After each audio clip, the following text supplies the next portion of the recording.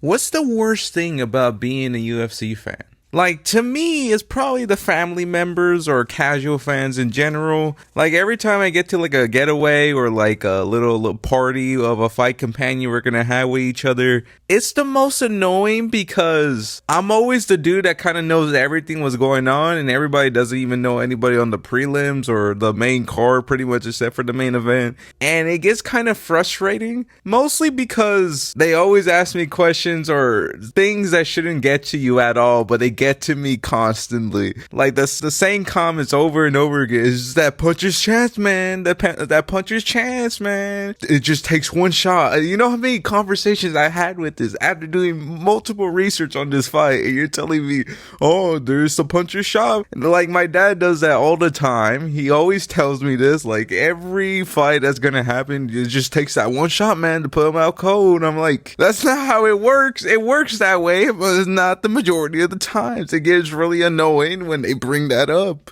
And there's a couple of people that talk about, oh, I think he's going to win because of aura alone, and he's just going to win off of that. That's not what they say, but they basically say, I just have a feeling they're going to win, like, and I just have to take that.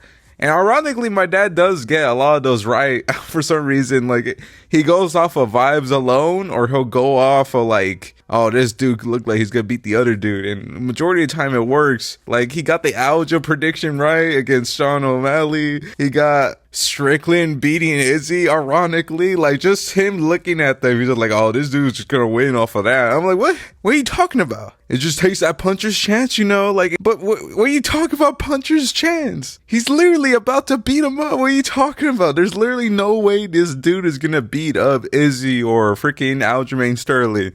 And whoopie-doo, it really worked. I'm like, what the freak? And after hours of research, hours of just watching tape, you kind of figured maybe it is just a puncher's chance. Like, I don't know how they get it right all the time. Like, I don't know if my dad's like Mr. Mac or something. It's just insane to me that like a good amount where I put a lot of research in, I get it absolutely wrong and he gets it right. It makes no sense to me. Off of vibe alone, my dad gets it right. But still, man, like, it does make you question, like, what's the point of doing any research if they get it right off of just vibes alone? And it's like, oh, that dude's just gonna knock out that dude. Like, it really is annoying. But another annoying thing about like going to those companions or anything like that is trying to answer questions. Like, there's somebody in that party or around the family group where they'll know something about this MMA fighter. They'll bring it up and it'll be like, you think Conor McGregor is gonna come back? It's like, I don't really want to answer that. Like, McGregor's like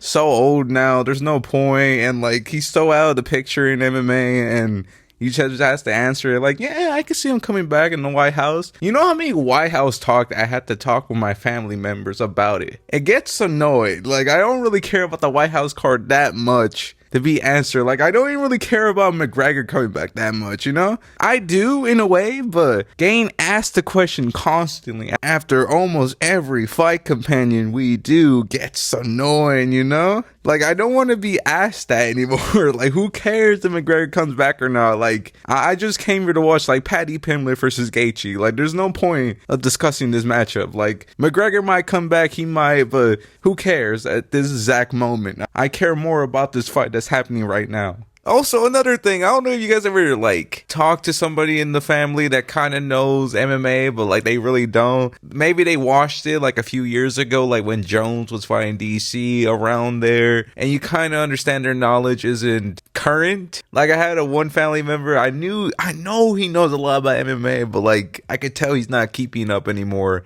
because he'll talk about, like, you know, Justin Gaethje is pretty good, man. He's a fun watch, man. And then you try asking, you know, anybody else in the division?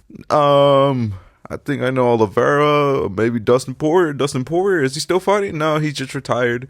Oh, it'd be a lot of that. It would be kind of a shame because, like, if you were watching MMA a few years earlier, you guys would be bonding right now because he knows a lot, but he doesn't know enough anymore where, like, is current. It kind of sucks, but he's kind of a casual now, but not really, because he knew ball back then, but he doesn't know ball now. So it's kind of tough to, like, try to discuss with him because you know at one time he knew ball, but now he doesn't know what's going on right now. Like, he's not gonna know a Fazeev. He's not gonna know, like, a Ziam. He's not gonna know a lot of those guys. It kind of sucks, but at least he got to grow with Peak, at least. So at least he had a good era to like watch. But it's kind of sad that that one dude you could have discussed a few years earlier, you guys would have been bonding. Now you can't. I don't know. I like the little family get together to watch fights. But you could tell a lot of the guys, they don't really care what's going on right now, and you just kind of just have to be there. Like, you care immensely, but a lot of people don't care because, like, I kind of get it because it's like me watching like a boxing fight and I don't know nobody on there, and I kind of have to pretend to care what's going on, even though I don't know anybody that's really paying attention. But I don't know. I really like watching these fights. It's fun watching with the family, but it does get annoying with some of the questions they ask. Speaking of which, the last point I want to make, you want to know the most annoying thing? If you get anything wrong, they will ask you constantly, I thought you knew ball. I thought you knew what was going to happen. Why did you pick O'Malley versus Merab? I thought you said he was going to KO him. I thought you said he was going to absolutely dominate him. What happened? Like, I don't know. I can't predict a lot of the fights. Like, sometimes they just happen. Like, that's the most annoying. They make you feel so dumb for picking this dude. Like, a few months ago, I picked, like, Sean O'Malley over Merab in the second fight, which I understand, not the best pick, but I was feeling a different way.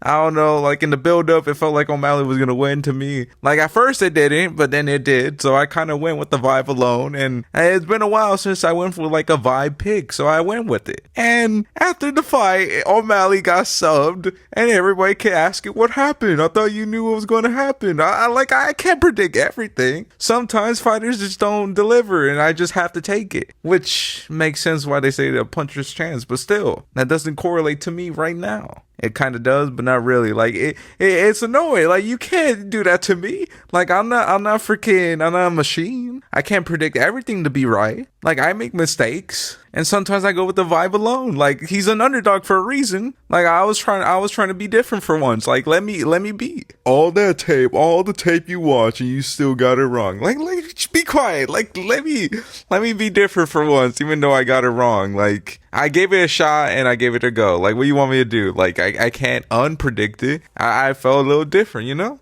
Anyways, I think that's pretty much it. It's fun to do and watch fight companions with your family and all, but make sure don't try to answer the questions too much or make any predictions that could bite you in the butt in the end of the fight companion. So try not to do that too much. Try not to predict, or you will get judged and criticized after you get the take wrong.